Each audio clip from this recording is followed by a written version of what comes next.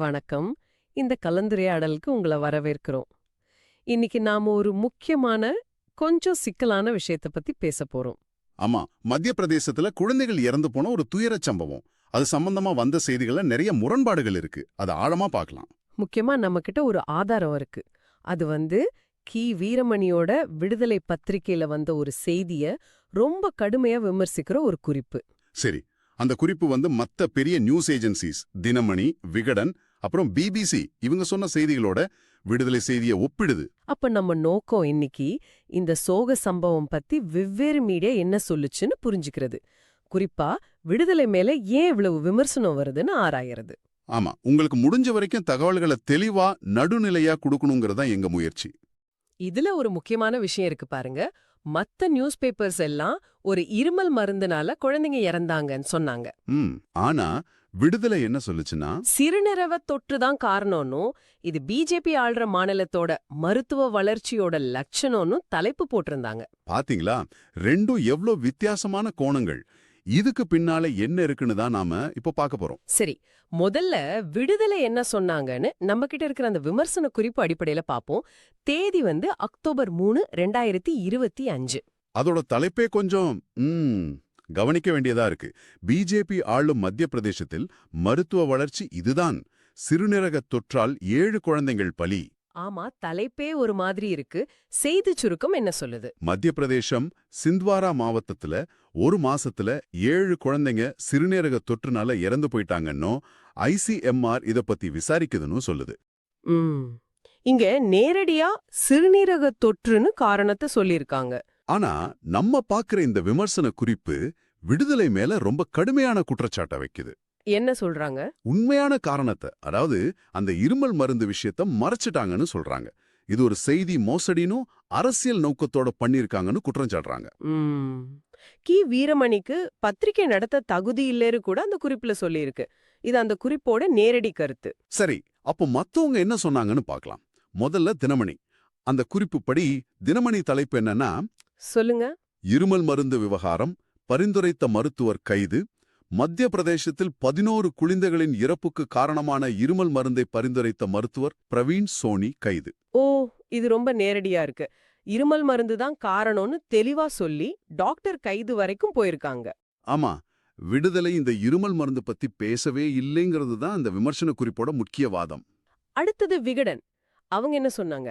விகடன் வெப்சைட்ல வந்த செய்தி தலைப்பு: மத்திய பிரதேசம், ராஜஸ்தானில் இருமல் மருந்து குடித்த 12 குழந்தைகள் மரணம், சர்ச்சைக்குரிய மருந்துகளுக்கு தடை. இவங்களும் இருமல் மருந்துன்னு தான் சொல்றாங்க. மத்திய பிரதேசம் கூட ராஜஸ்தானையும் சேர்த்து 12 குழந்தைங்கன்னு சொல்றாங்க. ஆமா, இங்க இந்த விமர்சன குறிப்பு என்ன சொல்லுதுன்னா, விகடன் தலைப்புல அந்த மாதிரி அரசியல் வன்மம் இல்ல, அவங்க உண்மையை மறைக்கலன்னு விடுதலை கூட ஒப்பிடுது. சரி, இப்போ பிபிசி ரிப்போர்ட்டுக்கு வருவோம். நம்ம ஆதார குறிப்பு சொல்றபடி பிபிசி இன்னும் கொஞ்சம் விரிவான தகவல்களை கொடுத்திருக்கு. ஆமா, மத்திய பிரதேசம் சிந்த்வாரா மாவட்டத்துல இருமல் மருந்து குடிச்சதால சிறுநீரக செயலிழப்பு ஏற்பட்டு 11 குழந்தைங்க இறந்து போனாங்கன்னு பிபிசி சொல்லுது. செப்டம்பர் 7ஆம் தேதியிலிருந்து இந்த மரணங்கள் நடந்திருக்கு. இதுல எஃப்ஐஆர் பத்தி கூட தகவல் இருக்கே. இருக்கு. பதியப்பட்ட முதல் தகவல் அறிக்கையில அரசு டாக்டர் பிரவீன் சோனி அப்புறம் ஸ்ரீசன்னு ஒரு மருந்து கம்பெனி மேனேஜர்கள் பேர் இருக்குன்னு பிபிசி சொல்லுது. அப்போ இது சாதாரண விஷயம் இல்ல. நிச்சயமா இல்ல. பிபிசி இன்னும் கொஞ்சம் விவரமா சொல்லுது. எஃப்ஐஆர் படி போன ஆகஸ்ட்ல இருந்து செப்டம்பர் வரைக்கும் 5 வயசுக்கு கீழே இருக்கிற நிறைய குழந்தைங்களை சளி, இருமல், காய்ச்சல்னு சொல்லி பராசியா அரசு ஆஸ்பத்திரிக்கு கொண்டு வந்திருக்காங்க. அவங்கள பல பேருக்கு டாக்டர் சோனி இந்த குறிப்பிட்ட இருமல் மருந்தை கொடுத்திருக்காரு. அப்புறம் கொஞ்ச நாள்ல அந்த குழந்தைங்களுக்கு யூரின் போறதுல சிக்கல், மூஞ்சி வீங்கி போறது, வாந்தி இந்த மாதிரி பிரச்சனைகள் வந்திருக்கு. டெஸ்ட் பண்ணி பார்த்ததுல கிட்னி ஃபெயிலியர்னு கண்டுபிடிச்சிருக்காங்க. அட கடவுளே! இங்கதான் இந்த மருந்து பத்தின முக்கியமான விஷயம் வருது இல்லையா? ஆமா, தமிழ்நாட்டுல இருக்கிற ஸ்ரீசன் பார்மசூட்டிகல்ஸ்ங்கிற கம்பெனி தயாரிச்ச கோல்ட்ரிஃப் இருமல் மருந்துல சொல்லுங்க. டயத்லின் கிளைகால்ங்கிற பயங்கர ஆபத்தான கெமிக்கல் கலந்திருந்தது கண்டுபிடிக்கப்பட்டதா பிபிசி சொல்லுது. இதுதான் பிரச்சனையே. டயத்லின் கிளைகால், இது ரொம்ப ஆபத்தானதாச்சே. ஆமா, அந்த எஃப்ஐஆர்ல என்ன சொல்லிருக்குன்னா, இந்த மருந்து குழந்தைங்களுக்கு ஆபத்துன்னு தெரிஞ்சும் அதை வித்திருக்காங்க, டாக்டரும் பிரிஸ்கிரைப் பண்ணிருக்காருன்னு பிபிசி ரிப்போர்ட் பண்ணுது. அப்போ பிபிசி, தினமணி, விகடன் இவங்க சொல்றத பார்த்தா காரணம் இருமல் மருந்துல இருந்த விஷத்தன்மை தான். இது விடுதலை சொன்ன சிறுநீரக தொற்றுல இருந்து வாஞ்சாமா வேற யாருக்கு? ஆமா, முற்றிலும் மாறுபட்ட காரணங்கள். இந்த முரண்பாட்டை இன்னும் கொஞ்சம் புரிஞ்சுக்க நம்ம ஆதார குறிப்புல இருக்கிற சில கூடுதல் புலனாய்வு தகவல்களையும் பார்க்கலாம். இறந்த 11 குழந்தைங்களும் சிந்த்வாரா மாவட்டத்துல பராசியா பகுதியை சேர்ந்தவங்க. அந்த பகுதியோட சப் டிவிஷனல் மேஜிஸ்ட்ரேட் SDM சுபம் குமார் யாதவ் என்ன சொல்லியிருக்காருன்னா, அவங்க முதல்ல தண்ணிய டெஸ்ட் பண்ணி பார்த்திருக்காங்க. கொசு, எலி மூலமா எதுவும் பரவுதாங் பார்த்திருக்காங்க. அதுல எல்லாம் ஒண்ணும் இல்ல. அப்புறம் எப்படி அந்த மருந்து விஷயத்துக்கு வந்தாங்க? இறந்த குழந்தைங்களோட மெடிக்கல் ரெக்கார்ட்ஸ் எல்லாத்தையும் ஹெல்த் டிபார்ட்மெண்ட் ஆபீசர்ஸும் ஸ்பெஷல் டாக்டர்ஸும் ரொம்ப டீப்பா ஸ்டடி பண்ணும்போது தான் ஓ, அப்போதான் தெரிஞ்சதா? ஆமா, எல்லா குழந்தைங்களுக்கும் இந்த கோல்ட்ரிஃப் மருந்து தான் பரிந்துரைக்கப்பட்டிருக்குன்னு கண்டுபிடிச்சிருக்காங்க. இது ஒரு பெரிய திருப்பு முனை. இன்னொரு முக்கியமான விஷயம், தமிழ்நாடு மருந்து கட்டுப்பாட்டுத்துறை செஞ்ச நடவடிக்கை இல்லையா? கண்டிப்பா. அவங்க ரொம்ப வேகமா செயல்பட்டு அந்த கோல்ட்ரிஃப் சாம்பிள்ஸை டெஸ்ட் பண்ணி அதுல விதிமுறைகளை மீறி அந்த நச்சு ரசாயனம் டைஎத்தீலின் கிளைகால் இருக்குன்னு ஒரே நாள்ல கன்ஃபார்ம் பண்ணிருக்காங்க. வாவ், அது ரொம்ப வேகமான நடவடிக்கை. ஆமா, இது விஷயத்தோட தீவிரத்தை காட்டுது. அப்போ இப்போ நிலைமை என்னன்னா, ஒரு பக்கம் விடுதலை சிறுநீரக தொற்றுன்னு சொல்லுது, இன்னொரு பக்கம் மத்த மீடியா அதிகாரிகள் விசாரணை கெமிக்கல் அனாலிசிஸ் எல்லாமே தமிழ்நாட்டுல தயாரிச்ச நச்சு கலந்த இருமல் மருந்து தான் காரணம்னு சொல்லுது. இது ஒரு பெரிய வித்தியாசம். இந்த வேறுபாட்டு தான் நம்ம கிட்ட இருக்கிற அந்த விமர்சன குறிப்பு ரொம்ப அழுத்தமா சொல்லுது. அந்த குறிப்பு விடுதலை மேல ரொம்ப கடுமையான குற்றச்சாட்டுகளை வைக்குதுன்னு சொன்னீங்க இல்லையா? ஆமா, விடுதலை உண்மையை மறைச்சிடுச்சுன்னு நேரடியாவே சொல்லுது. அதாவது காரணம் இருமல் மருந்து, அதுவும் தமிழ்நாட்டுல தயாரானதுங்கிறத வேணுனே சொல்லலன்னு குற்றம் சாட்டுது. அயோக்கியத்தனம்னு கூட வார்த்தை பயன்படுத்தியிருக்காங்கன்னு சொன்னீங்க. ஆமா, அந்த குறிப்புல அப்படிதான் இருக்கு. இது அந்த குறிப்போட மொழி, நம்மளோடது இல்ல. அப்புறம் சில கேள்விகளையும் அது எழுப்புது. என்ன மாதிரி கேள்விகள்? எதுக்காக விடுதலை இப்படி செய்தி போட்டது? பிஜேபி ஆள்ற மாநில மேல இருக்கிற அரசியல் காழ்ப்புணர்ச்சியா? இல்ல மருந்து தமிழ்நாட்டுல தயாரானதுன்னு சொல்றதுக்கு சங்கடமா இருந்துச்சா? இப்படி எல்லாம் கேக்குது. இதெல்லாம் அந்த குறிப்புல உள்ள ஊகங்களும் கேள்விகளும் தான், நம்ம கருத்து இல்ல. நிச்சயமா. அப்புறம் இறந்த குழந்தைங்க மேல பச்சாதாபமே இல்லாம அரசியல் நோக்கத்தோட தலைப்பு வச்சிருக்காங்கன்னு அந்த குறிப்பு சொல்லுது. வீரமணியோட பத்திரிகை தர்மம் அறிவி நேர்மை பத்தியெல்லாம் கூட கடுமையா விமர்சிக்குது. ஈவே ராமசாமி வரைக்கும் தொடர்பு படுத்துதுன்னு சொன்னீங்க. ஆமா, அதெல்லாம் அந்த விமர்சன குறிப்புல இருக்கிற கருத்துக்கள். நாம அதை அப்படியே பதிவு செய்றோம். ரொம்ப முக்கியம், நாம இங்க எந்த பக்கமும் சாயல. நம்ம கிட்ட இருக்கிற ஆதார குறிப்புல என்ன சொல்லிருக்கோ அத அப்படியே உங்களுக்கு சொல்றோம். அதுல இருக்கிற விமர்சனங்களையும் குற்றச்சாட்டுகளையும் கூட. கரெக்ட். சரி, இதுல அரசு இன்னும் என்ன நடவடிக்கை எடுத்ததுன்னு பார்க்கலாம். பிபிசி வழியா நம்ம ஆதார குறிப்பு சில விஷயங்களை சொல்லுது.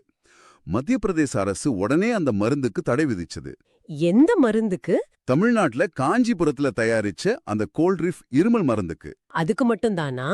இல்ல, அந்த ஸ்ரீசன் பார்மாசூட்டிகல்ஸ் கம்பெனியோட மத்த தயாரிப்புகளுக்கும் மத்திய பிரதேசத்துல தடை விதிச்சதா முதலமைச்சர் மோகன் யாதவ் அவரோட எக்ஸ் பக்கத்துல அறிவிச்சிருக்காரு. அப்போ இது ரொம்ப சீரியஸா எடுத்துக்கிட்டாங்க. ஆமா. அப்புறம் அக்டோபர் 1ஆம் தேதி மத்திய பிரதேச அரசு தமிழ்நாடு அரசுக்கு இது பத்தி விரிவான விசாரணை நடத்தணும்னு கேட்டு ஒரு கடிதம் எழுதியிருக்காங்க. அதுக்கப்புறம் தான் தமிழ்நாடு மருந்து கட்டுப்பாட்டுத்துறை அந்த சிறப்புல கலப்படம் இருக்குன்னு உறுதி செஞ்சதா? ஆமா, அடல்டரேஷன் இருக்குன்னு கன்ஃபார்ம் பண்ணாங்க. அப்ப பாருங்க, ஒரு சோக சம்பவம் நடக்குது, அது பத்தின செய்திகள்ல முரண்பாடு வருது, அப்புறம் விசாரணை, கெமிக்கல் டெஸ்ட், டாக்டர் அரெஸ்ட், மருந்துக்கு தடை, 2 மாநில அரசுக்குள்ள லெட்டர் போகுது, இவ்ளோ விஷயங்கள் நடந்திருக்கு. ஆமா, அந்த விமர்சன குறிப்போட வாதம் என்னன்னா, விடுதலை இது எதையுமே, குறிப்பா அந்த இருமல் மருந்து அது எங்க தயாரானதுங்கிற விவரம் எதையுமே சரியா சொல்லாம வேறொரு காரணத்தை சொல்லி தப்பிச்சிட்டாங்கிறது தான். அந்த குறிப்பு கடைசியா என்ன சொல்லுது? நியாயமாக பேசணும் என்கிற எண்ணம் இல்லாதவர்கள் ஒரு செய்தியை திருத்து வெளியிடுவதற்கு பதில் வெளியிடாம இருப்பதே நன்றுன்னு ரொம்ப கடுமையா முடிக்குது. ஆக இன்னைக்கு நாம பார்த்த விஷயங்களை ஒரு தடவை தொகுத்துக்கலாம். மத்திய பிரதேச குழந்தைகள் மரணம் சம்பந்தமா செய்திகள்ல வந்த முரண்பாடுகளை பார்த்தோம். முக்கியமா விடுதலை சொன்ன சிறுநீரக தொற்றுங்கிற காரணத்துக்கும் மத்த மீடியா மற்றும் அரசாங்க விசாரணைகள் சொன்ன தமிழ்நாட்டுல தயாரான நச்சுக்கலந்த இருமல் மருந்துங்கிற காரணத்துக்கும் உள்ள பெரிய வித்தியாசத்தை நம்ம ஆதாரங்கள் வச்சு அலசினோம். இந்த விவாதத்தோட மைய புள்ளியே இதுதான். காரணம் சிறுநீரக தொற்றா இல்ல நச்சு கலந்த இருமல் மருந்தா? ஆமா, ஆதாரங்கள் 2 பக்கமும் இருக்கிற மாதிரி தோணுனாலும் பெரும்பாலான விசாரணைகளும் மத்த மீடியா ரிப்போர்ட்டுகளும் அந்த இருமல் மருந்து பக்கம் தான் கை காட்டுது.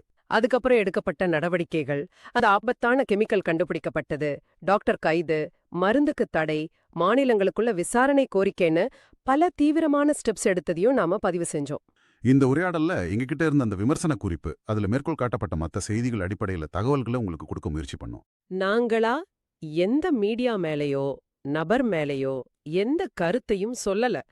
தகவல்கள, குறிப்பா அந்த விமர்சன குறிப்போட வாதங்கள அப்படியே உங்களுக்கு தர்றது தான் நோக்கமா இருந்துச்சு. சரி. கடைசியா உங்களுக்காக ஒரு கேள்வி.